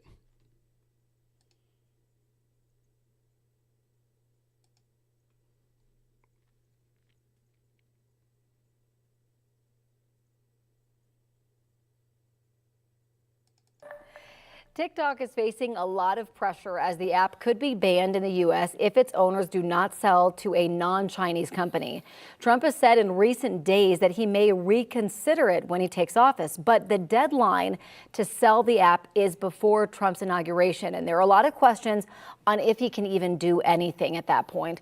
Our 9 News legal expert Whitney Trierler joins us now to break it all down. Thanks for coming in. Sure, good to be here. This is interesting. Okay, so the court will have oral arguments on January 10th, but the ban is effective on January 19th. Correct. What happens if there is not a decision by the 19th? Right, that's a great question, a great starting place. And the answer is that the Court of Appeals decision will then be affirmed and be in place. So that means the ban would go in place. But of course, the Trump administration's coming in the very next day. Right. So implementing it and actually trying to enforce it is probably not realistic if he's trying to, reverse the ban. Right. Yeah. So that's kind of the question, because he's recently said he met with the TikTok company, and now he's like, I might want to stop this and reverse it and keep TikTok around. Yeah. But you were saying his inauguration is the day after this is supposed to happen. I wonder if that was conveniently timed. So what can he do? Well, so there's a number of things because this law is supposed to go into effect, but it's interesting because the court is actually asking for briefs by December 27th, and they're also asking for briefs from not only the parties but also, which is the Department of Justice and of course TikTok and ByteDance. But they're also asking for people who may be impacted financially. So that means that the court is also going to consider the financial consequences, because TikTok is saying, look, if you shut us down for even 1 month, we'll lose a third of our customers or clients, whatever. And so that could have, and a lot of people rely on TikTok for their businesses as their marketing and things like that.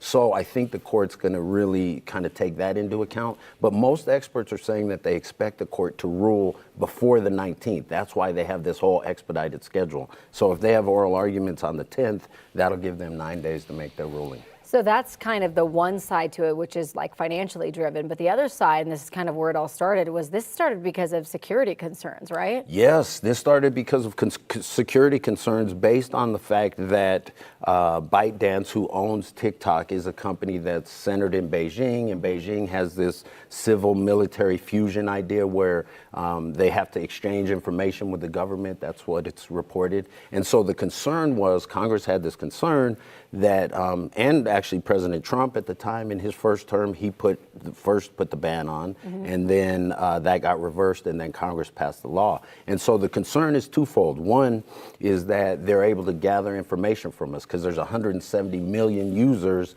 in the U.S., which is over half the population. And the second thing, which is really interesting, is this notion that they're pumping kind of pro-Chinese, or they're giving us messages through TikTok, which I think is super interesting and something we have to pay attention to between that and artificial intelligence. You know, what kind of information, you know, all the movies, iRobot and all that, we're getting pumped with a lot of information. So that's the argument behind that. I've also seen, I'm not on TikTok. I feel like I'm past the age threshold for TikTok. But well, then I won't say anything. But I feel like what they were showing people in China on TikTok versus what they've been showing Americans here is very different. Like, there was more educational, and here it's just like, it's all trash. It's all just trash. Doom scrolling stuff. Exactly, and that is the argument, because there were lawsuits with TikTok even before this about its addictive nature, and we do know the impact of social media and all that, and so that is an argument. And I haven't read the psychological or sociological reports and saying this is how it's impacting us as a nation, but that's the argument from the lawmakers. And some people are criticizing Congress and saying, well, Congress is so old right now that they don't fully appreciate the technology and how it's working, and they don't really understand it. And as a more mature person myself, I can relate to that, because overnight I became low tech. So I'm like, yeah, I get it. If Congress could be out of touch, I get that argument. Let's go back to MySpace. Go back to MySpace. Whitney, as always, thank you so much. She's probably like around my age or something. Thanks for coming in. Appreciate it. Go back to MySpace. Quick reminder again, Spin Till You Spew trivia tonight. It's the ultimate challenge of drinking. It's a mixture of trivia, wheel spinning, and drinking. It gets pretty crazy. We've done a lot of them in the past, but tonight we have a new challenger, Shabisky. How is this going to go? How is this going to work? What are we going to do? What do you think we're going to do?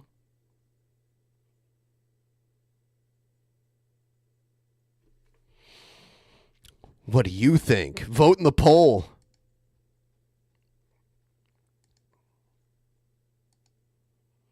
Where the fuck is Shabisky? We were supposed to start the pre-show at 5. I started it a little earlier, but we were supposed to start it at 5.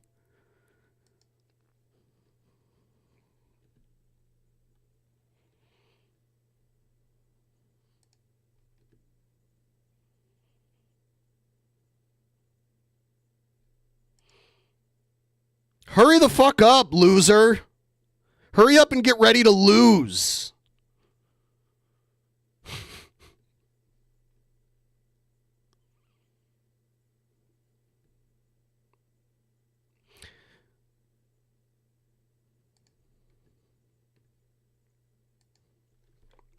Prepare to lose, Shabisky.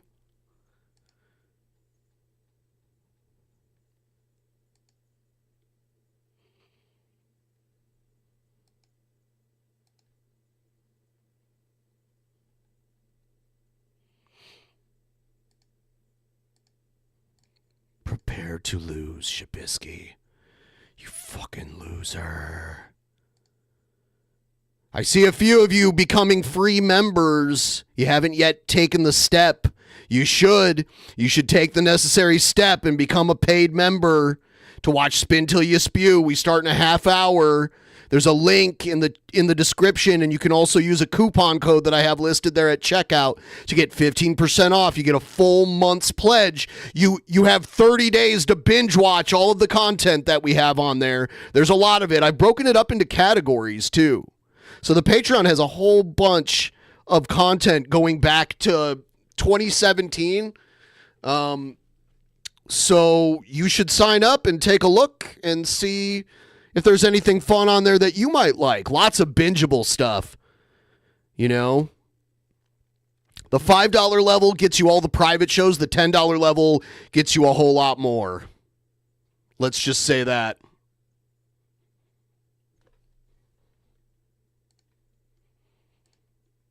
A whole lot more. Don't you forget it.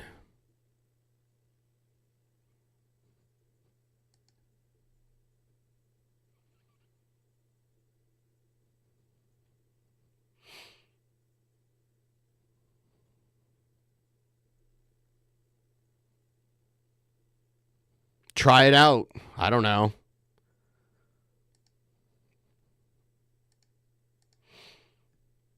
It's only $5, so, you know, give it a shot.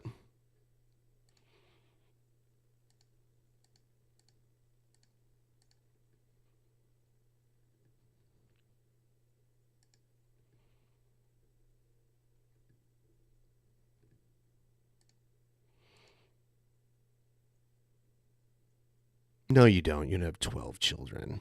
Unless you kidnap them all. You got 12 children locked in your basement.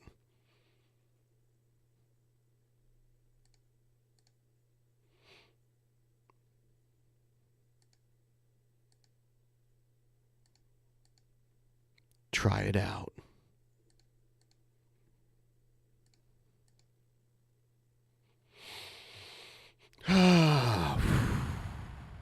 Man.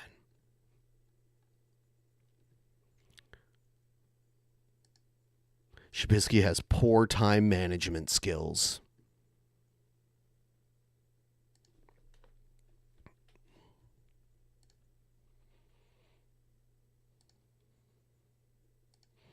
The worst time management skills.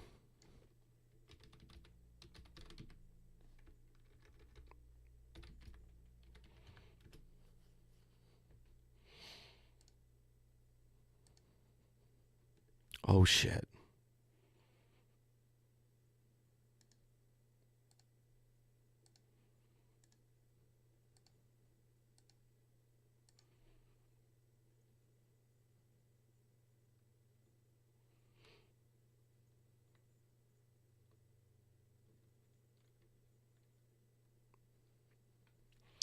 Got some stuff cooking up now.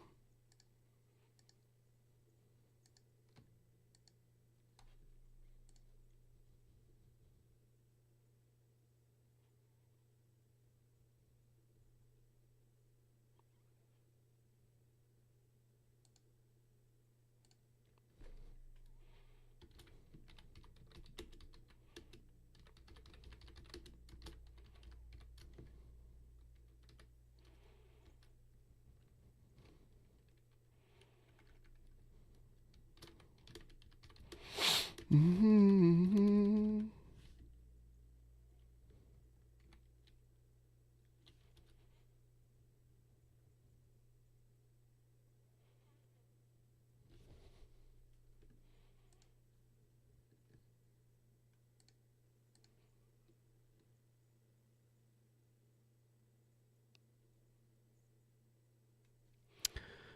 Hey, y'all.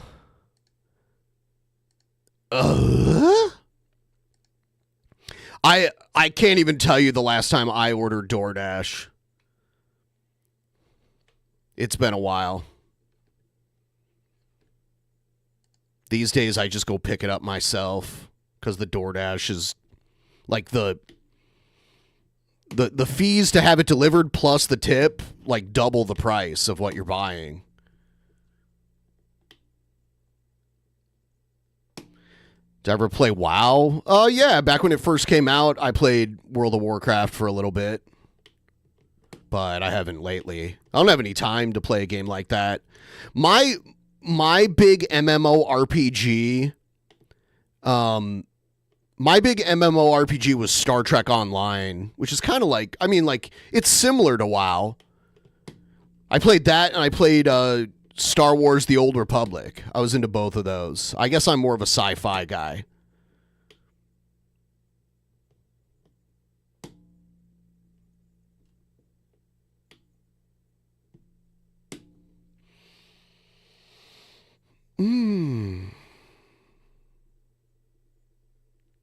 You don't have Puerto Rican children, you liar.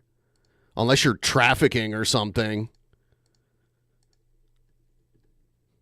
In which case you're, like, admitting to a serious crime.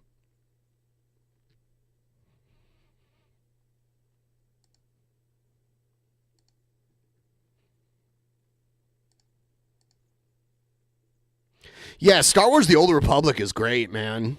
I still play it sometimes. It's still out there. So every now and then I'll hop in because I had a character that was pretty badass. Like a Sith juggernaut character.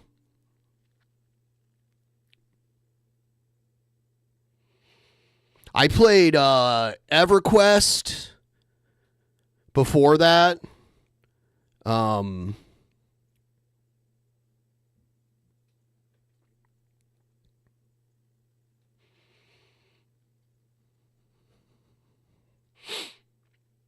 Yeah, I'm really into some of that shit.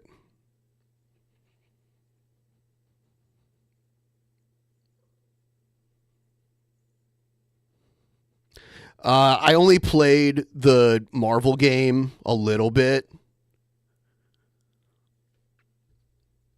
I played as Magneto for a little bit, like the tutorial, and then I played like a bot match against bots. Just to see what it was like.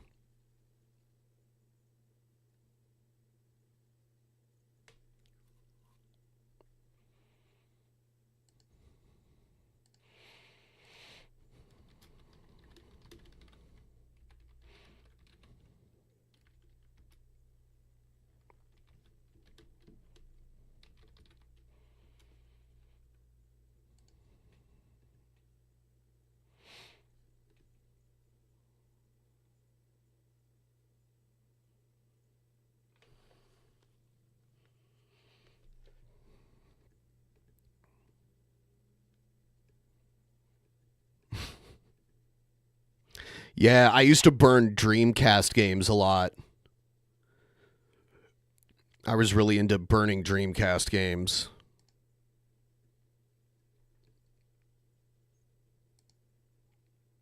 God, what the fuck is wrong with Trubisky? Did he sleep in all day or something?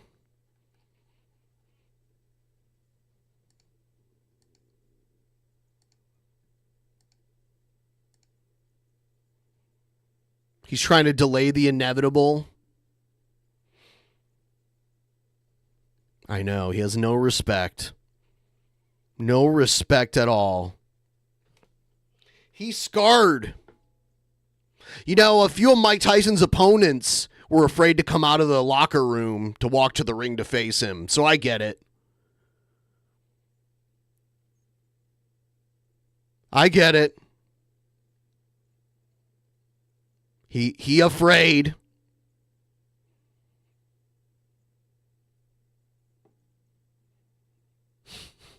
He was drunk on tequila. Yeah, see, he should not have drank last night.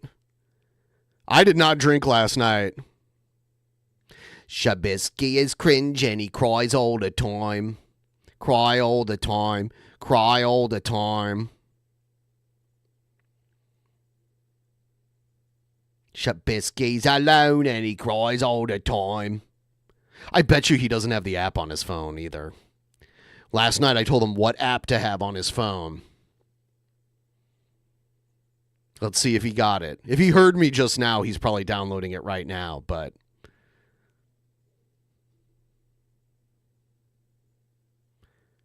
Yeah, one of the issues is if you run out of booze, you automatically lose. Because that means you were drinking a lot, and if you don't have, like if you run out of tequila and tequila comes up, you don't have any more tequila to drink, you're done. So I hope he didn't drink like half his tequila last night or whatever. Hopefully not.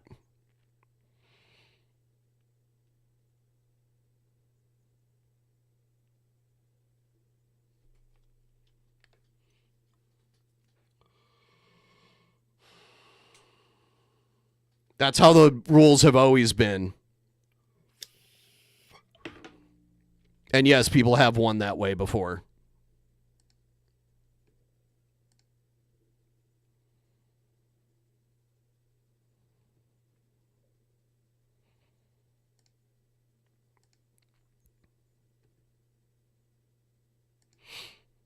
If you had watched, you would have known that there's been a few occasions where people ran out of alcohol and they lost because of it.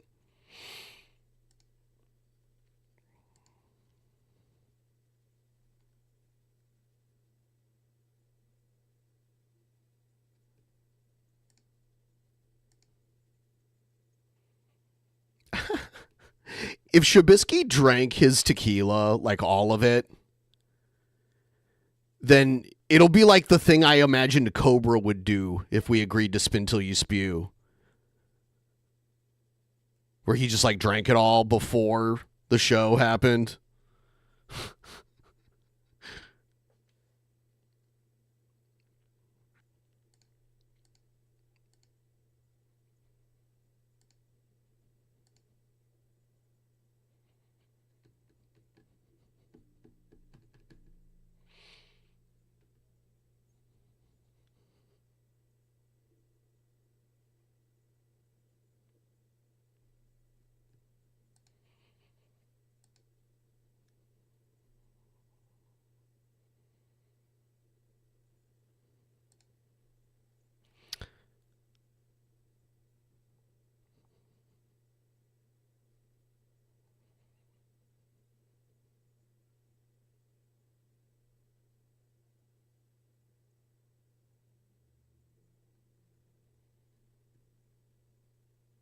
What the fuck?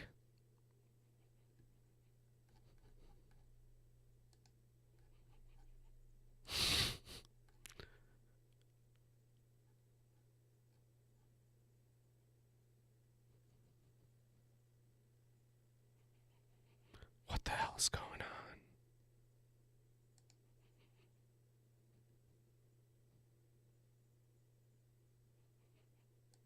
Shabisky needs Adderall.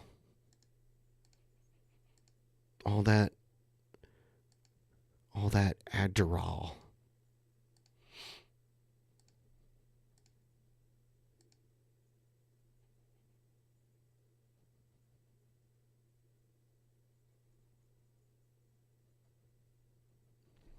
I'm waiting on Shabisky. I thought he'd already be here by now, so I didn't like stock up on video content. When he gets here, he's gonna be like, "It's an accident."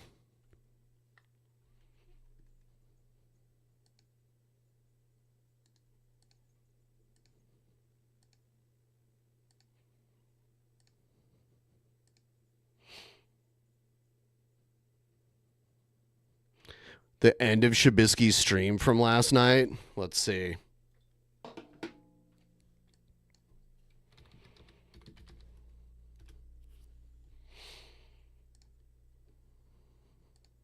What time did it end last night?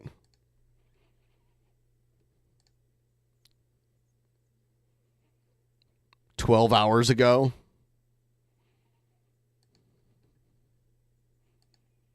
Let's see here.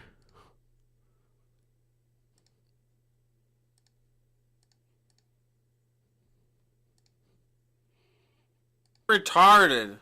Okay, I could die at any moment here. You understand that, right? Like, I'm dead right now. I'm dead. There's different time zones, so if you tell me 6 a.m., that doesn't really mean much to me. I'm wondering, like, how long, like, how many hours ago? Because 6 a.m. could mean anywhere, anything. Did he mute himself? He's talking, but I can't hear him now. Oh, here it is. Okay. I feel like my life is this. I'm supposed to be happy. I'm supposed to be. Yeah. What? Simple motherfuckers never know. Oh my God.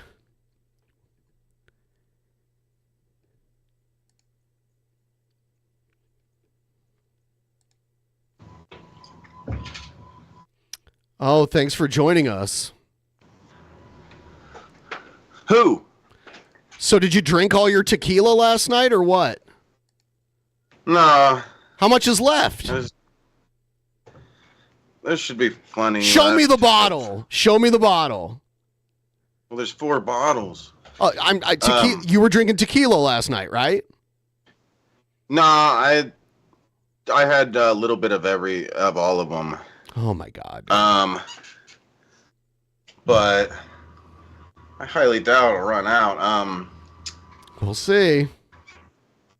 I don't see you, by the way, on here. Yeah, I'll unshare and reshare here, but I was already sharing. Yeah. Let me grab the bottles here real quick. Do you have the app on your phone? He's not around.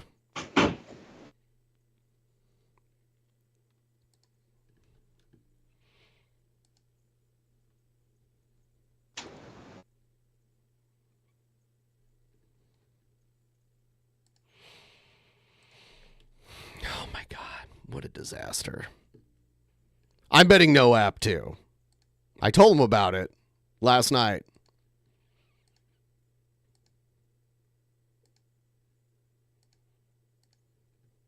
Told him about it.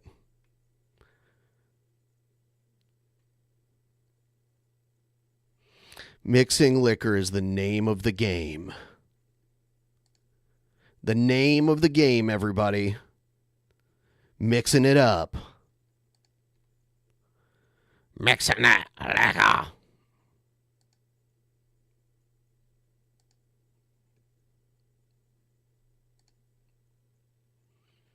God. What a disaster you are, Shabisky.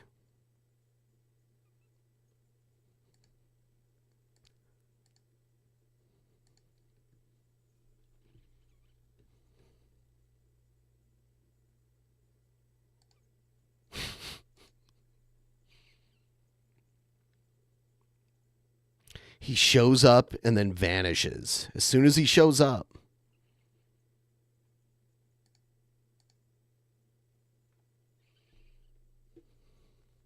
I'm going to do a practice spin here while we wait for him again.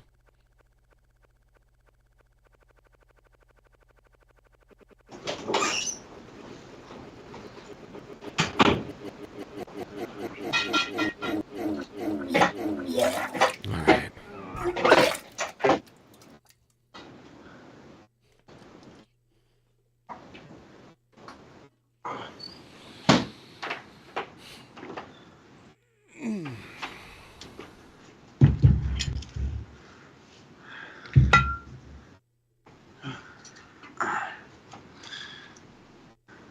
All right. So, do you have the app on your phone? No, I heard you talking about it. You're a fucking disaster, dude. Let me see. Let me pull up the thing here.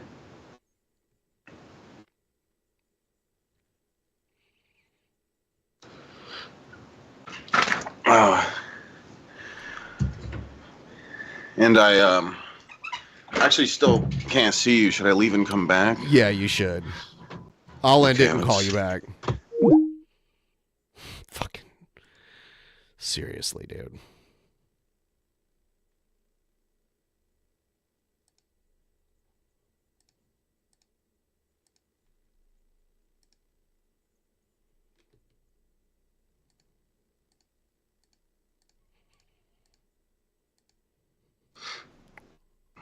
There we go. Yeah, I was just watching the end of your stream from last night. Yeah. Do you remember it? No, Somewhat. not at the end. You didn't. Yeah. What's the app called? It's quiz time. I told you about it last night in hopes that you would download it. That's like a long time ago. Yeah, that's why I did it. Yeah, this is the one we played. That's why I did it ahead of time. Yeah, you're right. It was a long time ago. Because I like to plan things ahead, not like wait until the last minute to do them. That's why.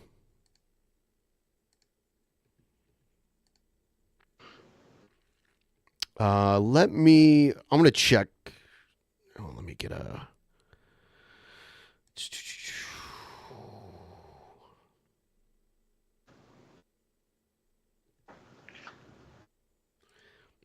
Ooh, let me pull up the chat here.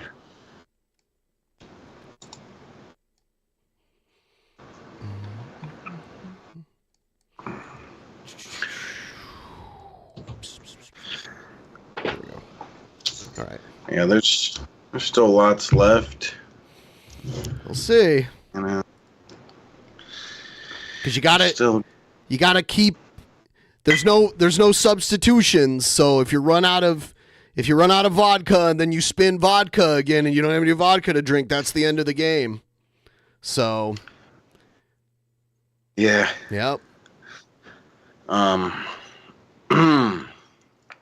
Shab has Don't worry, I'll mild win. dementia. It's a little worse than mild, but yeah.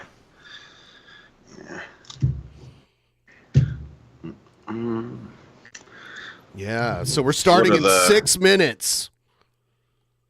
Yes. You feel confident?